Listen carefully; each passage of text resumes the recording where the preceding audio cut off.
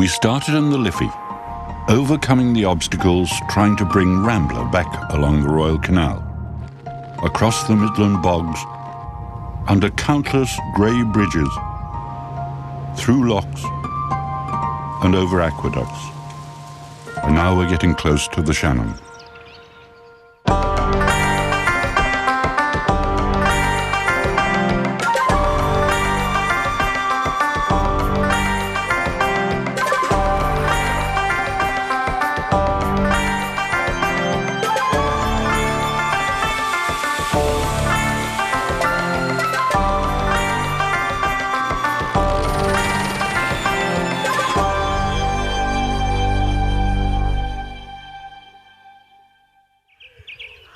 The fragile brightness of morning light is trapped by tree branches.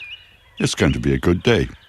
And I've been a good boy, so I'll reward myself by taking a break and relaxing. Sitting in the canoe, watching my yellow float, which is doing very little, I realise that this is the ideal way to unwind.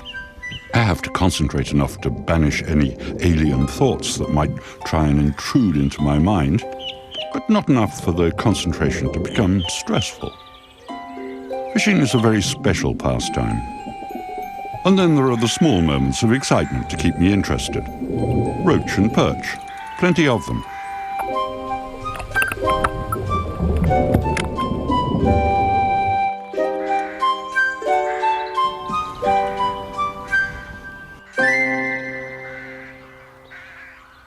Multilingual signs warn of the importance of conservation, so I carefully return my little prey to the water.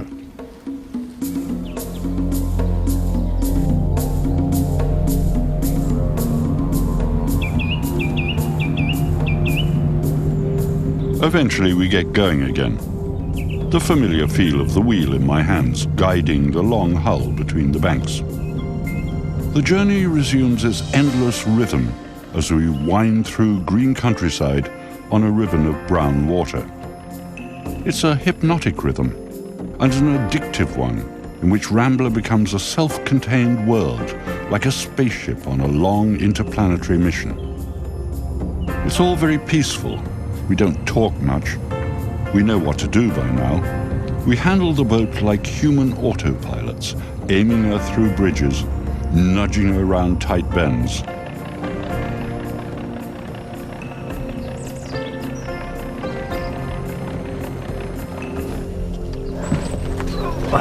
Thank you. Got it. Until eventually we come to Mosstown Harbour, near the village of Keena in County Longford, where I'm going to do a bit more exploring. The Corlea Trackway Visitor Centre looks a bit odd, like another spaceship that's made an emergency landing in the bog.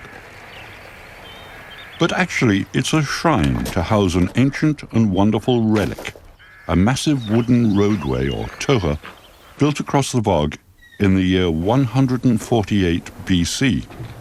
It was rediscovered in 1984, and an 18-metre section was preserved in a climate-controlled chamber and a visitor centre built around this. Split lengths of oak, thousands upon thousands of them.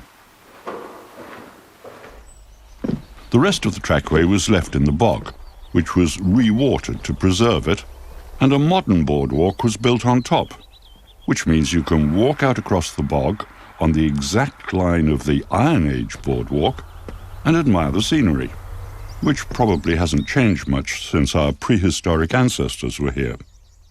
The vegetation is interesting and includes some carnivores. We have our own native carnivorous plants here, insectivorous plants here in Ireland, on raised bogs and on blanket bogs as well. With the pitcher plant which we have here, basically has a fluid at the bottom of the plant itself. Pitcher as in it holds a liquid. You have rainwater, but you also have enzymes that break up the body of the bug that falls in, and it basically gets its nutrients from the dead insect. And there's hairs that are growing downwards, which encourages the bug to slip into the water itself.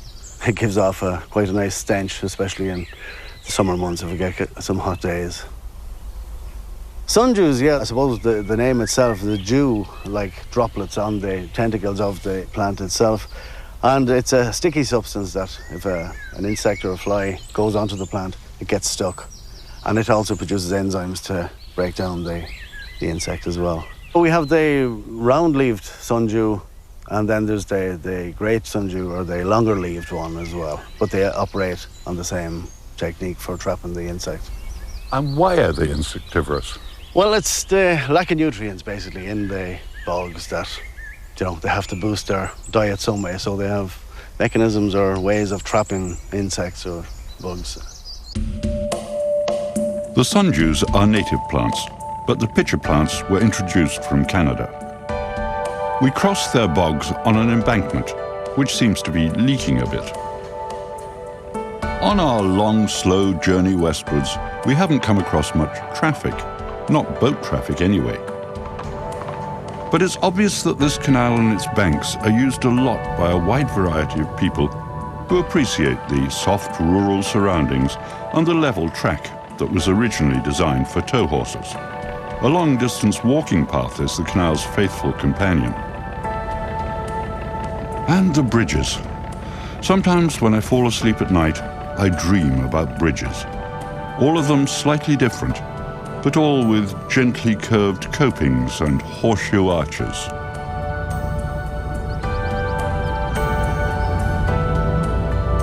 And then we arrive at a junction, the first since we left Dublin. It's the junction with the branch line of the canal that serves Longford town, or it used to. The line is still unrestored, blocked by a fresh dam of earth. As I clamber down to investigate, it's obvious that this is rather a shame. It would be wonderful if we could travel up to Longford by water. It's only 8.5 kilometres with no locks, so restoration doesn't seem an impossible ambition.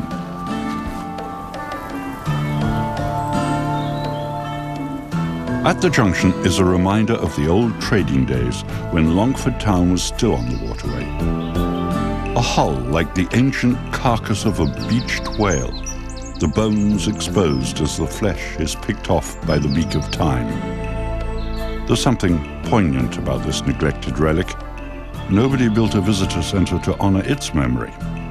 Instead, nature is slowly recycling it.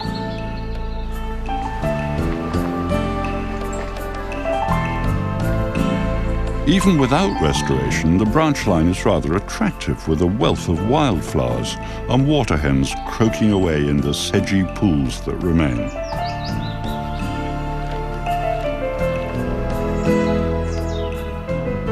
Eventually, I end up in the streets of Longford. I'm trying in my mind to reconstruct the landscape of half a century ago. I've seen an old photograph, and that square building across the road looks familiar. Ah, yes.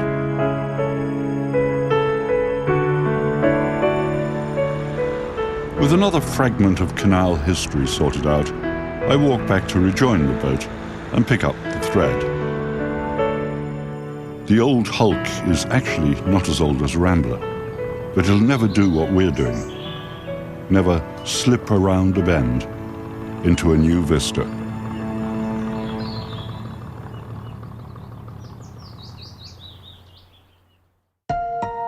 We've come a long way already. The bulk of the pilgrimage is complete, our holy grail almost within grasp. Painstakingly we crawl towards the Shannon and our assignation with the sisterhood of heritage boats.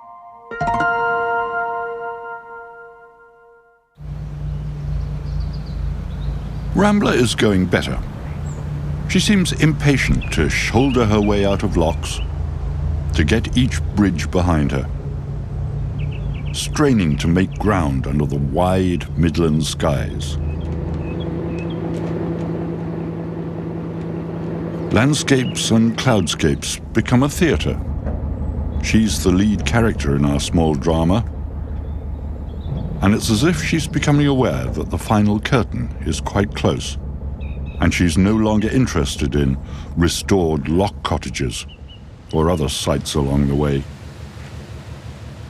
She wants to finish the thing, get to the last act. But I spoil this by insisting on another stop at an old quay wall near the village of Kilashee.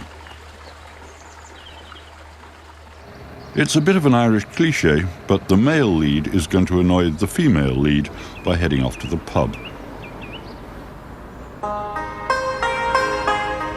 Our family came here early 1820s, blow-ins, married in, and they developed a commercial business. It was mainly around selling hardware and things and general provisions for farms. And then the pub was a natural progression from that. The provisions for the shop came from the canal. The canal is about less than half a mile across the fields. The barges arrived there. The guys came with their horses and carts, ponies and carts, and drew the material to here.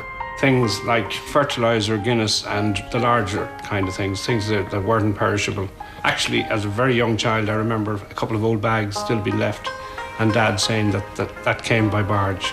There's a shop, obviously the pub, there's a hardware. Exactly where we're sitting now was the post office back then. There were great ledgers, records of business being done in the shop, right through till Dad's father's time up into the 1930s. The ledgers are up here, they've been here, well, not here, but going back from the 1890s, we have some there, so. Great thing to have. Yeah, that's the one with the Guinness records in it, I think. So many barrels. Barrels. Yeah. They would have come on the canal. Mrs. Guinness, Son and Company. A different page for each supplier. Yeah. Pierce, that would have been for Chapman's, Pierce. sort of machinery. Made farm machinery and tools and things. The Rings End Bottle Company. So they must have bottled. They bottled here as well. Yeah, In fact, yeah. there's a bottle out there, my grandfather's name is on it. They used to bottle their own Guinness here. And these are the bottles coming down from the Rings End Yeah. Bottle Company. This is half pub and half museum. And amongst the collection is a pile of letters and postcards from an unexpected source. Mum's first cousin is Sam Beckett. So that's the connection. Mum is a Beckett and their fathers were brothers. We corresponded very regularly with Mum and Dad, and actually Dad would have been very good correspondent with Samuel. Quite a few letters. Now some of them have gone to museums or libraries for collection, but there are still a lot of family personal ones. He was quite a whimsical, comical character in some ways, but he had this illusion of being very mysterious and dark. But he was very, very good, and was very good to our family.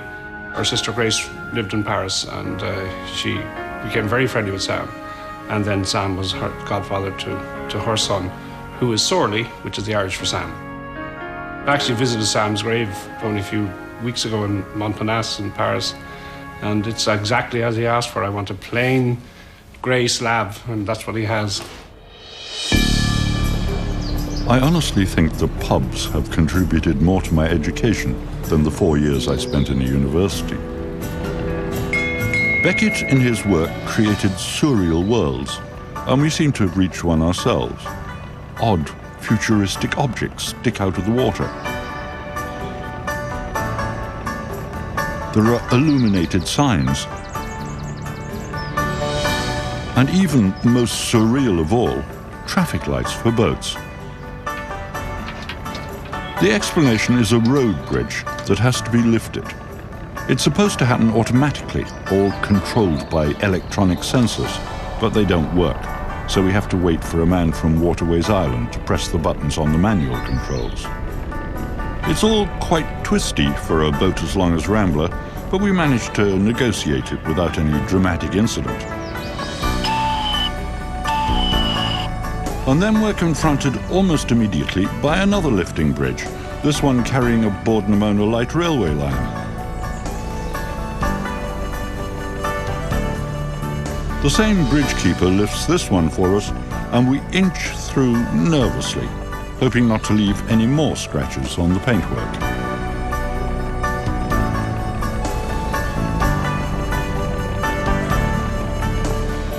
This is the last lock before the last harbour on the Royal Canal. There's a little more traffic on the water. The Countess Rose. The Inland Waterways community is a broad church. From the sound of your accent, you're not from County Longford. No, I'm not. I'm from a little bit further south than County Longford. I'm from New Zealand. I'm from Dunedin in New Zealand. I was living and working in Austria, and I was working in an Irish bar, and I met a few Irish people. And I have to say, there's nothing more romantic than an Irish person waxing lyrical when they're away from home. And I bought it hook, line and sinker. I suppose what happened was I was initially in Dublin, and as time progressed, I moved more and more into the Midlands until I hit the Shannon and hit the Waterways. That's where I found this beautiful island that I suppose I was looking for. A friend of mine, he bought his boat. So I went down one weekend to help him clean the boat. I was in the toilet, cleaning the toilet, and I had my epiphany in the toilet, thinking to myself, could I do this? Could I see myself on the boat? And then by May, I had Countess Rose. When I went down and I had a look at her, I could see myself on her. I could see the dog walking around the deck. I could see the plants up on the roof. Didn't know anything about boating, so it's been a big learning curve for me. Initially, it was just getting used to being able to handle her and get the confidence up to handle her. I work as an occupational therapist. It's a hectic day. It can be quite busy, so it is nice to come back and just have some peace and quiet. And I get that here. Being in a cottage would be grand, but there's just that little bit more of you arrive in a new place and you get to explore it and having a look at all the beautiful things around, but also getting to meet the people too.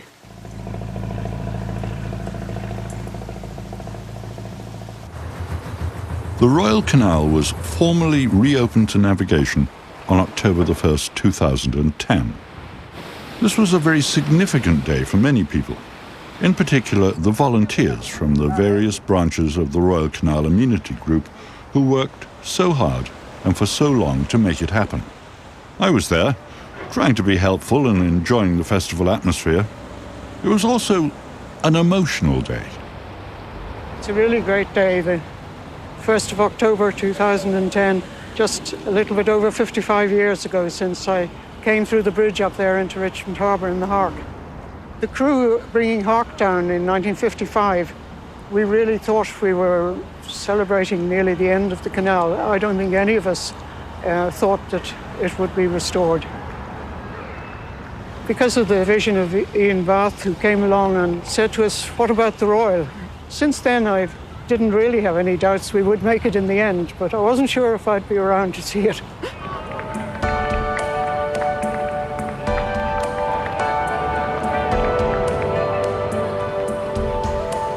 I'm just delighted for everybody who's been involved that this day has actually come, and we have seen the realization of what was very much a dream in the early days. I wasn't really driven as such. I just decided that this was a project which I could take part in my spare time. There were a lot of skeptics around in the early days, and this only made me even more determined to try and win through. I remember somebody saying in a similar situation in England to do with the restoration that they were amateurs, they weren't professionals, so they didn't know it couldn't be done, and so they just went ahead and did it. And I felt the same way. But now today, it's the start of a new life, and for the first time, this canal is coming into its own.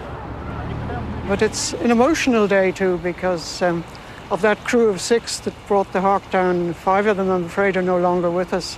But Vincent Delaney, my late husband, would be really, really pleased today. I don't think, even in his wildest dreams, he ever thought this day would happen. It's part of our heritage, and I don't think any part of our heritage should be lost unnecessarily. We should hand it on to future generations, and that's what I hope will happen. And so say all of us. But as I guide Rambler along the last stretch, I'm conscious not just of future generations, but also of past ones. We're aiming for the same landfall as Hark in 1955. And although we whinge about economic austerity today, life was very much bleaker in the 1950s. This place was rather different then. some things do change for the better.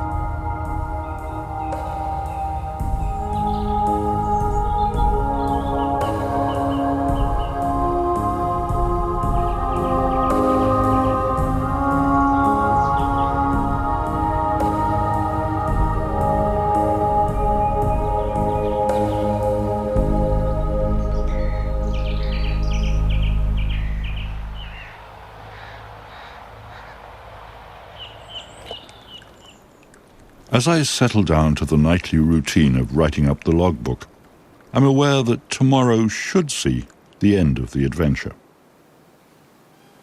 But I find it hard to look back and collate the impressions of the past weeks in any orderly manner. There's just so much information. And I want to keep on learning things, which means I don't really want this voyage of exploration to end. I've mixed feelings about tomorrow.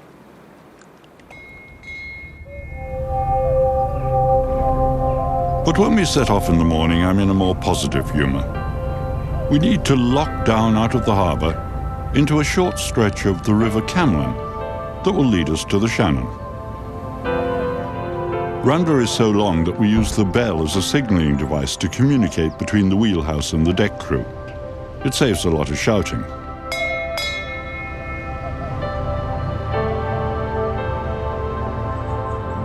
From the Camlin, a last short stretch of canal, our last canal bridge, and one more lock before we're on the great river. We're all impatient and thinking of the times earlier in the trip when we thought we might never make it. Spotting the first of the Shannon channel markers is an exciting moment.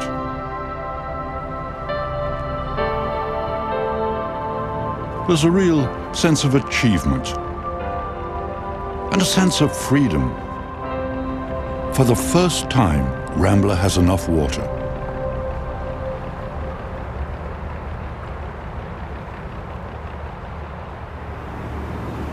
What a dramatic change of backdrop.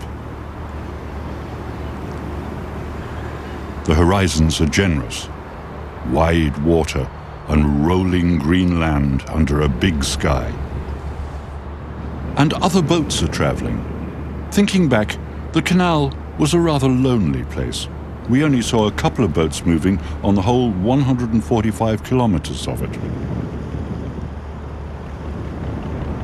Under another of the Boardnamona light railway bridges, the trains carry milled peat to feed the furnaces in the great industrial temple of Lanesborough Power Station.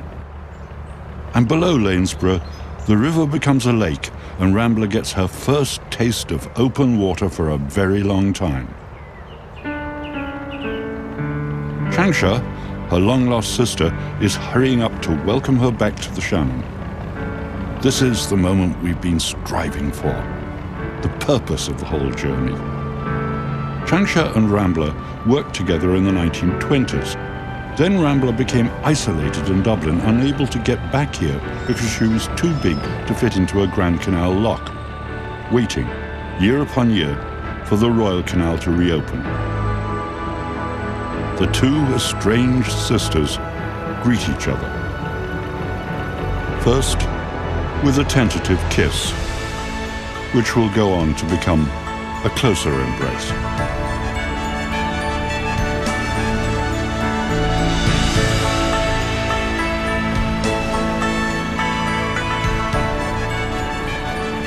Skippers and crew members mingle.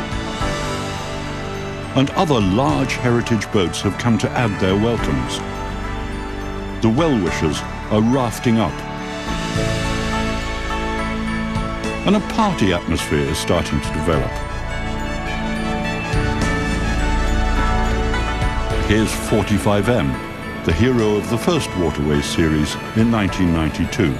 A primitive Bollinger semi-diesel engine is as smoky as ever.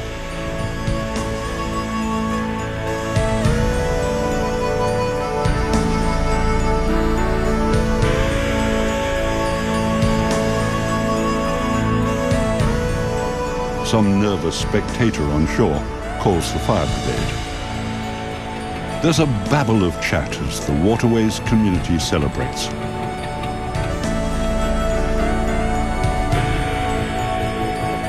I feel a bit awkward, but I've become unused to large crowds over the past few weeks.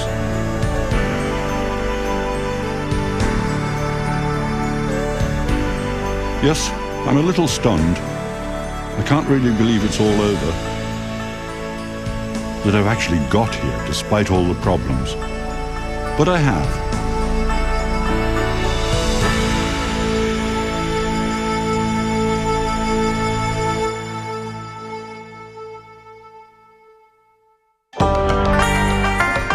Later tonight, singer Magella O'Donnell talks about how her relationship with her husband Daniel has helped her come through some of her darkest days.